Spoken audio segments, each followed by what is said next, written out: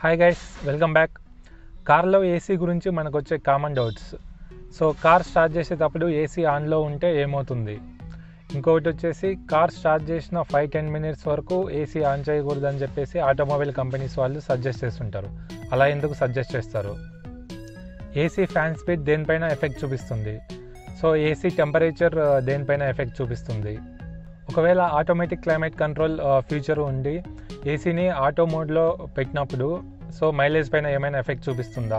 Summer, winter, rainy సీజన్స్లో ఏసీని ఎలా use చేయొచ్చు? So better mileage కోసం ఏసీని ఏ మోడ్లో పెట్టుకొని ట్రావెల్ చేయొచ్చు?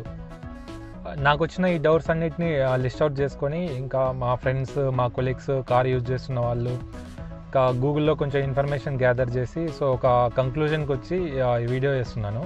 సో నాలాగే ఎవరైనా తెలియని వాళ్ళ కోసం యూజ్ అవుతుందని చెప్పేసి, కొత్తగా డ్రైవింగ్ చేస్తున్న వాళ్ళ కోసం యూజ్ అవుతుందని చెప్పేసి వీడియో చేస్తున్నాను. ఇందులో ఫస్ట్ డౌట్, కార్ స్టార్ట్ చేసేటప్పుడు ఏసీ ఆన్లో ఉంటే ఏమవుతుంది? సో లాస్ట్ 5 years నుంచి వస్తున్న కార్స్ అన్నిటిలో headlights, music system, AC fan ఇవన్నీ electronically controlled. So engine start అయ్యే ప్రాసెస్లో బ్యాటరీ నుంచి వీటన్నిటికీ ఆటోమేటిక్గా డిస్కనెక్ట్ అవుతుంది అనమాట. సో బ్యాటరీ నుంచి పవర్ మొత్తం ఇంజన్కే సప్లై అవుతుంది. సో ఓల్డ్ కార్స్లో అంటే 6-7 years బ్యాక్ కార్స్లో ఏంటంటే సో ఇలా డిస్కనెక్ట్ అయ్యేది కాదనమాట. సో బ్యాటరీ కనెక్ట్ అయ్యే ఉండేది. సో దాని గురించి లైట్స్ కానీ, ఫ్యాన్, ఏసీ ఇవన్నీ ఆఫ్ చేసేసి కార్ స్టార్ట్ చేయమని చెప్పి సజెస్ట్ చేస్తుంటారు. సో ఇప్పుడు లేటెస్ట్ కార్స్ అన్నింటిలో ఇట్లా ఆటోమేటిక్ ఎలక్ట్రానికల్లీ కంట్రోల్డ్ కాబట్టి సో కార్ స్టార్ట్ చేసేటప్పుడు ఏసీ ఆన్లో ఉన్న ప్రాబ్లం ఏం అవ్వదు అనమాట. సో అది కూడా ఒకసారి నేను ప్రాక్టికల్గా చేసి చూపిస్తాను. సో ఆన్ చేసేటప్పుడు అవన్నీ డిస్కనెక్ట్ అవుతాయో లేదో చూద్దాం ఒకసారి. సో ఇప్పుడు మనకు ఏసీ, ఫ్యాన్, ఇంకా మ్యూజిక్ సిస్టమ్ కూడా అన్నీ ఆన్లో ఉన్నాయి. సో ఇప్పుడు నేను ఇట్లా అన్నీ ఆన్లో పెట్టి ఆఫ్ చేసి మళ్ళీ స్టార్ట్ చేస్తాను ఇంజను.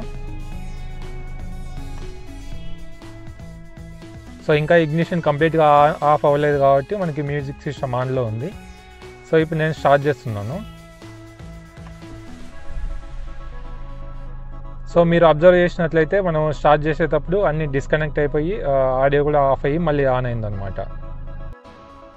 ఇందులో మనం గుర్తుంచుకోవాల్సిన ఇంపార్టెంట్ విషయం ఏంటంటే, ఇంజన్ కాకుండా ఇగ్నిషన్ ఒకటే ఆన్ చేస్తే AC, fan and audio system ఆన్లో ఉన్నట్లయితే అవన్నీ కంప్లీట్గా బ్యాటరీ పైన రన్ అవుతాయి అండ్ బ్యాటరీ త్వరగా డ్రై అయ్యే ఛాన్సెస్ ఉంటాయి అన్నమాట. సో ఇగ్నిషన్ ఒకటి ఆన్ చేసే ముందు ఏసీ ఆఫ్లో ఉండేలాగా చూసుకుంటే బెటర్. నెక్స్ట్ డౌట్ వచ్చేసి, ఇంజన్ స్టార్ట్ అయ్యాక 5 minutes వరకు ఏసీ ఆన్ చేయొద్దని చెప్పేసి ఆటోమొబైల్ కంపెనీ వాళ్ళు సజెస్ట్ చేస్తుంటారు. ఎందుకంటే డేలో మనం ఫస్ట్ టైం కార్ స్టార్ట్ చేసేటప్పుడు ఇంజన్ టెంపరేచర్ 0 degreesలో ఉంటుంది.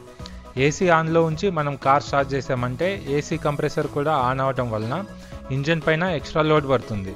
సో దీనివల్ల ఫ్యూయల్ కొంచెం ఎక్కువ కన్జ్యూమ్ చేస్తుంది. స్టార్ట్ చేసిన 5 minutes తర్వాత ఏసీ ఆన్ చేస్తే అప్పటికే ఇంజన్ హీట్ అయ్యి మ్యాక్సిమం టెంపరేచర్కి రీచ్ అయి ఉంటుంది కాబట్టి ఏసీ కంప్రెసర్ లోడ్ ఇంజన్ పైన పెద్దగా ఎఫెక్ట్ ఏం చూపించదు. ఇక్కడ మీరు అబ్జర్వ్ చేసినట్లయితే ప్రజెంట్ టెంపరేచర్ ఏం చూపించట్లేదు అనమాట. నేను కార్ స్టార్ట్ చేసి ఆల్రెడీ 5-10 minutes అవుతుంది. ఇప్పుడు మనం టెంపరేచర్ సి అంటే కూల్ నుంచి హెచ్ అంటే హాట్ వైపు ఇంక్రీజ్ అవ్వడం అబ్జర్వ్ చేయొచ్చు. మనం వాడే కూలింగ్ ఆయిల్ ఇంజన్ టెంపరేచర్ ఎప్పుడు కింద చూపిస్తున్న స్మాల్ లైన్ మధ్యలో ఉండేలాగా మెయింటైన్ చేస్తుంది అనమాట. అది దాటిందంటే ఇంజన్ ఎక్కువ హీట్ అయినట్లు అండ్ ఇంజన్ నుంచి పొగలు కూడా వచ్చే ఛాన్సెస్ ఉంటాయి. ఇదేం లేదండి, cricket players, athletes game start అయ్యే ముందు బాడీ హీట్ అవ్వడం కోసం కొంచెం వార్మప్ చేస్తారు కదా, సేమ్ అలాంటిదే అనమాట. సో ఇంజన్ స్టార్ట్ అయిన ఒక 5-10 minutesకి ఇంజన్ హీట్ అవుతుంది. సో అప్పుడు ఏసీ ఆన్ చేస్తే ఏసీ కంప్రెసర్ ఇంజన్ పైన పెద్ద ఎఫెక్ట్ ఏం చూపేది అనమాట. Next AC fan and AC temperature ఎలా వర్క్ అవుతాయో చూద్దాము. ఏసీ బ్లోవర్ కంప్లీట్గా బ్యాటరీ పైన రన్ అవుతుంది. ఇంజన్ ఆన్లో ఉన్నా కూడా పవర్ సప్లై బ్యాటరీ నుంచే ఉంటుందన్నమాట. వన్స్ ఆన్ చేశాక ఫ్యాన్ ఏ స్పీడ్లో పెట్టినా కూడా బ్యాటరీ నుంచే సేమ్ పవర్ కన్జ్యూమ్ చేస్తుంది. ఇది ఎలా అంటే మన ఇళ్లలో సీలింగ్ ఫ్యాన్ లాగా, ఒకసారి ఆన్ చేశాక ఏ స్పీడ్లో ఉన్నా కూడా పవర్ కన్జంప్షన్ ఒకేలా ఉంటుంది అండ్ పవర్ బిల్ పైన ఎఫెక్ట్ ఏమి ఉండదు. ఏసీ ఫ్యాన్ కూడా సేమ్ అలాగే అనమాట. తక్కువ స్పీడ్లో పెడితే తక్కువ బ్యాటరీ కన్జ్యూమ్ చేస్తుందని, లేకపోతే స్పీడ్ పెంచితే బ్యాటరీ త్వరగా డ్రై అవుతుందని అలా ఏమి ఉండదు. ఈ నాబ్ కేవలం ఫ్యాన్ స్పీడ్ని రెగ్యులేట్ చేస్తుంది, బ్యాటరీ నుంచి వచ్చే పవర్ని కంట్రోల్ చేయలేదు. అలాగే ఏసీ టెంపరేచర్ కూడా వన్స్ ఏసీ ఆన్ చేస్తే కంప్రెసర్ ఆన్ అవుతుంది అండ్ ఇంజన్ ఫ్యూయల్ కన్జంప్షన్ ఒకేలా ఉంటుంది.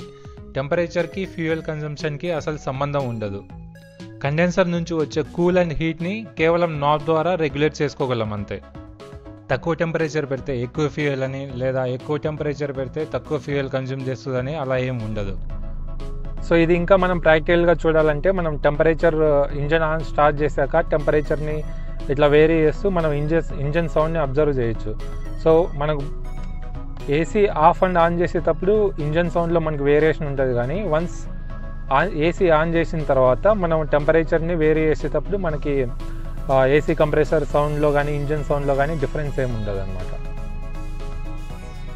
సో నెక్స్ట్ డౌట్ వచ్చేసి ఆటోమేటిక్ క్లైమేట్ కంట్రోల్, ఇది ఎలా వర్క్ అవుతుందో చూద్దాం. సో మనం ఏసీ ఆన్ చేసిన తర్వాత మనకు కావాల్సిన టెంపరేచర్, సో 18, 19, 20, 21, సో మనకు కావాల్సిన టెంపరేచర్ సెట్ చేసుకొని ఆటో ప్రెస్ చేసామంటే, సో మనం సెట్ చేసిన టెంపరేచర్కి తగ్గట్టుగా ఇది బ్లోయర్ స్పీడ్ని ఆటోమేటిక్గా అడ్జస్ట్ చేసుకుంటుంది.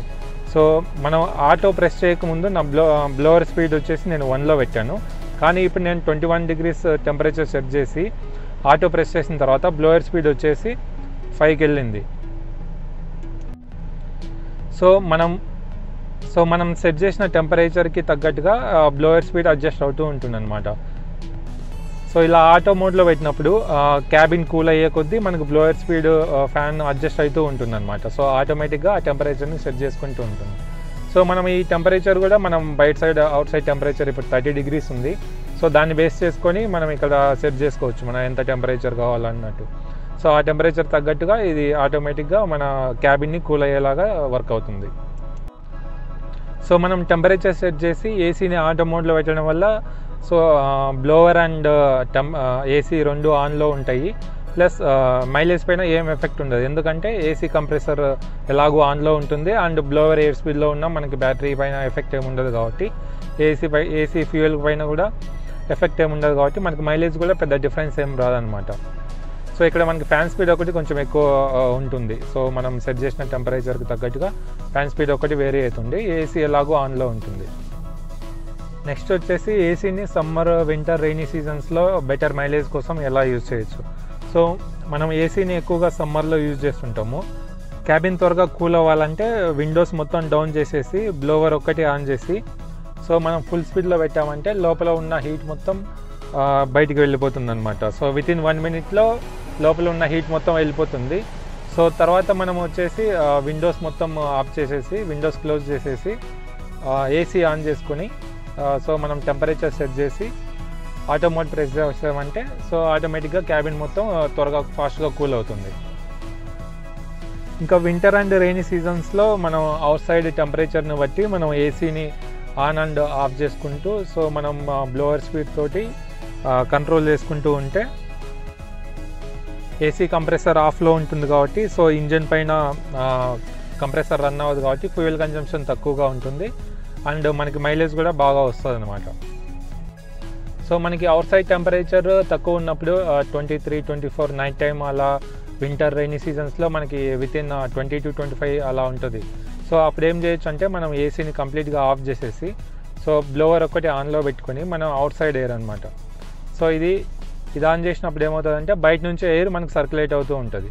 సో ఈ రీసైక్లింగ్ మోడ్ ఇది ఆఫ్ చేసేసి ఓన్లీ అవుట్ సైడ్ ఎయిర్ మనము ఆన్ చేసి పెట్టుకున్నామంటే, సో మనకి ఎలాగో టెంపరేచర్ బయట తక్కువ ఉంటుంది కాబట్టి అవుట్ సైడ్ ఎయిర్ వస్తుంది కాబట్టి బ్లోవర్ ఒకటి ఆన్లో ఉంటుంది. సో ఏసీ కంప్రెసర్ ఆఫ్లో ఉంటుంది కాబట్టి ఇంజన్ ఫ్యూయల్ కన్జంప్షన్ తక్కువ ఉంటుంది అండ్ బ్లోవర్ ఎలాగో బ్యాటరీ పైన రన్ అవుతుంది కాబట్టి మనకి మైలేజ్లో చాలా బెనిఫిట్ ఉంటుంది అనమాట. సో ఇలా సమ్మర్, వింటర్, రెయినీ సీజన్స్ పక్కన పెట్టేసి ఓవరాల్గా మనం ఏసీ గురించి మాట్లాడుకుంటే, సో ఏసీ ఆన్లో ఉండడం వల్ల మనకు మైలేజ్ పైన పెద్దగా ఎఫెక్ట్ ఏం చూపించదు అనమాట.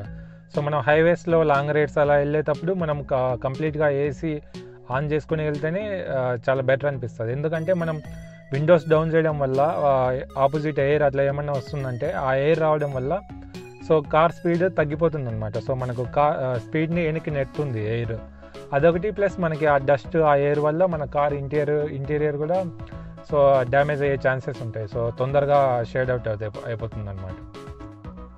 కార్ మైలేజ్ ఎప్పుడు మ్యాక్సిమం 99% మనం వెళ్ళే స్పీడ్ పైన డిపెండ్ అయి ఉంటుంది. సో ఏసీ వచ్చేసి ఆప్షనల్ అనమాట. సో మనం వెళ్ళే డిస్టెన్స్ని బట్టి ఓవరాల్గా మనకు 1 to 2 లీటర్స్ ఫ్యూయల్ డిఫరెన్స్ వస్తుంది, కానీ అంతకు మించి ఇంకేం ఉండదు అనమాట. సో ఏసీ ఆన్ చేసుకోవడం వల్ల మైలేజ్ పైన పెద్దగా ఎఫెక్ట్ ఏమి ఉండదు.